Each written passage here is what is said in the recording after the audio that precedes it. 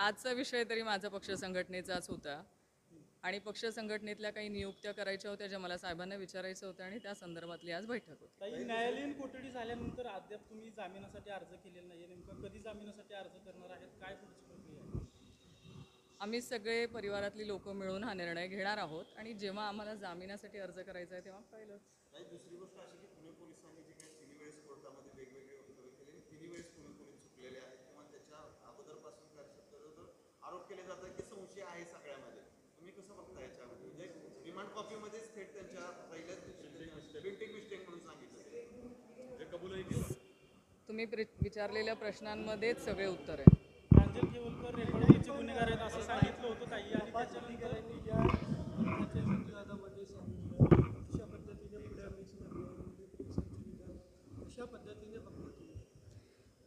हे बघा, ह्या सगळ्या न्यायालयीन प्रक्रियेचा विषय आणि न्यायालयीन प्रक्रियेमध्ये दोघंही म्हणजे सरकारी पक्ष आणि आमच्या पक्षाची जी बाजू आहे ती त्यांनी मांडण्याचा प्रयत्न केलेला आहे.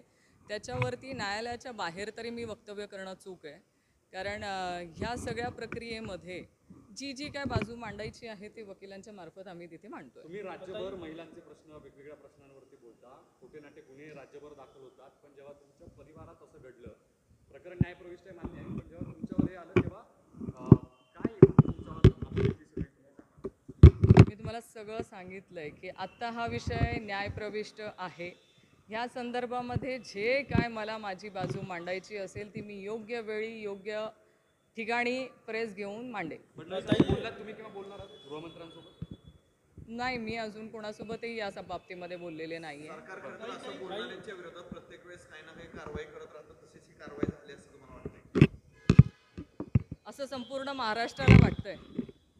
काही पोलिसांकडून दावा केला गेलाय कोर्टात की आक्षेपार्ह व्हिडिओ आणि चॅट खेवलकरांच्या मोबाईलमध्ये सापडलेला आहे. बघा, जी केस दाखल झालेली आहे ती NDPS ॲक्टच्या अंतर्गत आहे. NDPS ॲक्टचे जे कलम आहेत त्या कलमांच्या माध्यमामधून ही चौकशी होणं अपेक्षित आहे आणि त्याच माध्यमातून ती चौकशी त्याच दिशेने झाली पाहिजे अशी आमची सगळ्यांची त्या दिवशी मागणी होती आणि ती आहे. आपण जर बघितलं तर तुम्ही स्वतः तुमच्या वकिलांच्या माध्यमातून अर्ज दिला होता की गुगल ड्राईव्हचा पासवर्ड जातात त्याची काय माहिती लगेच दुसऱ्या दिवशी पुणे पोलीस न्यायालयात सांगतात की काही अश्लील व्हिडिओ आहे. तुम्हाला काय पुणे या संदर्भात व्हायरल होण्याची भीती वाटते का काय? असं काहीही नाही. त्या दिवशी मी CP कार्यालयामध्ये माझ्या मिस्टरांना भेटायला गेले होते आणि एक वकील म्हणून भेटायला गेले होते, कारण मला तिथे कोर्टात हजर व्हायचं होतं दुसऱ्या दिवशी. मला काही त्यांच्याकडनं माहिती हवी होती आणि त्यासाठी मी गेले होते आणि मग सहज CP कार्यालयामध्ये गेलेच होते तर साहेबांना भेटण्यासाठी गेले होते. आणि हे सगळं प्रकरण झाल्यानंतर महिला आयोगाच्या अध्यक्ष रुपाली चाकणकर यांनी तुमच्यावर टीका केलेली आहे. दिव्याखाली अंधार आहे हा सगळा. तुम्ही टीका करत असताना मात्र तुमच्याच घरातलं हे प्रकरण झाल्यानंतर टीका केली तुमच्यावर. करू द्यात ना, मग काय झालं? पोलिसांनी पाळत ठेवली, योग्य वेळी प्रत्येकाला उत्तर देणार. पोलिसांनी पाळत ठेवली, त्याच्यावर तुम्ही पोलिसांसोबत बोललो होता, तर त्याच्यावर काय तुम्हाला उत्तर दिले पोलिसांनी? ते येऊन भेटून गेले. पाळत ठेवणं त्यांनी असं सांगितलं की पाळत ठेवणं हा आमचे हेतू नव्हता. ठीक आहे, त्यांनी त्यांच्या वतीने आम्हाला भेट घेऊन ते सांगितलं आहे. तुमच्या वकिलांकडून कोर्टात असं सांगितलं गेलं की त्यातल्या ज्या मुली आहेत त्यातली एक मुलगी पोलिसांनीच प्लॅन केलेली आहे, हे सगळं ट्रॅप लावलेलं आहे आणि खेवलकरांना अडकवण्याचा प्रयत्न केला जातो. हे सगळं न्यायालयीन प्रक्रियेमधला विषय आहे.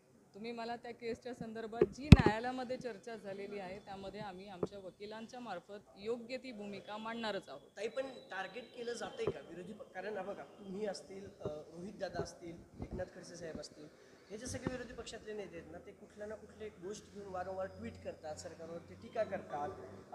मग जाणून बुजून तुम्हाला टार्गेट केलं जाते असं वाटते तुम्हाला आता सगळ्या विरोधी पक्षातील नेत्यांना? असं म्हणायला जागा आहे आणि तुम्ही म्हणतायत ना, मी जे काय महाराष्ट्रातल्या प्रत्येकाचं या केसच्या संदर्भामध्ये बघते आहे तर ते प्रत्येकाला हेच वाटतंय. चला, थँक्यू.